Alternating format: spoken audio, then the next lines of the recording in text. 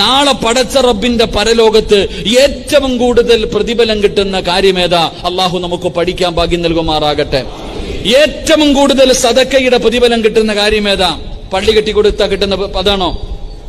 പറ സഹോദരങ്ങളെ, ഏറ്റവും കൂടുതൽ സദക്കയുടെ പ്രതിഫലം കിട്ടുന്ന കാര്യമേതാ? പള്ളി കെട്ടിക്കൊടുക്കലാണോ? പറ, പള്ളി കെട്ടിക്കൊടുക്കലാണോ? ആണോ? യതീമായ മക്കൾക്ക് ഭക്ഷണം കൊടുക്കലാണോ? നിങ്ങൾ പറ, അതാണോ?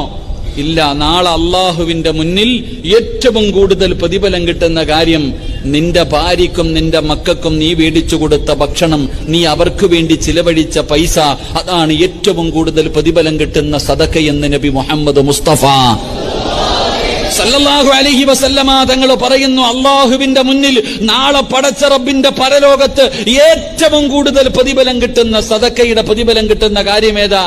നീ നിന്റെ ഭാര്യക്കും നിന്റെ മക്കൾക്കും ഒരു ചുരിദാർ വാങ്ങിക്കൊടുത്ത, ഒരു സാരി വാങ്ങിക്കൊടുത്ത, ഒരു പർദ്ദ വാങ്ങിക്കൊടുത്ത, ഒരു കിലോ അരി വാങ്ങിക്കൊടുത്ത, അല്പം മാർക്കറ്റിൽ പോയി മീൻ വാങ്ങിക്കൊടുത്ത, ഈ വാങ്ങിക്കൊടുത്തത് അള്ളാന്റെ മുന്നിലെ ഏറ്റവും വലിയ സദഖയുടെ പ്രതിഫലം കിട്ടുന്ന കാര്യമാണെന്ന് നബി മുഹമ്മദ് മുസ്തഫ.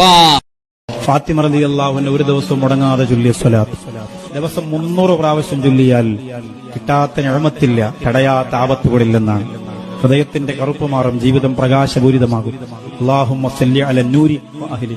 സിമ്പിളാണ്, എപ്പോഴും ചൊല്ലാം. അടുക്കളയിൽ, വീട്ടില്, മക്കളെ പിന്നെ കുളിപ്പിക്കുമ്പോ, ഭക്ഷണം കൊടുക്കുമ്പോ, അതുപോലെ കടയിൽ വെറുതെ ഇരിക്കുമ്പോ, വണ്ടിയിൽ യാത്ര ചെയ്യുമ്പോ അല്ലാഹുമ്മ സല്ലി അല നൂരി വഅഹ്ലി. അല്ലാഹു തൗഫീഖ് തരട്ടെ.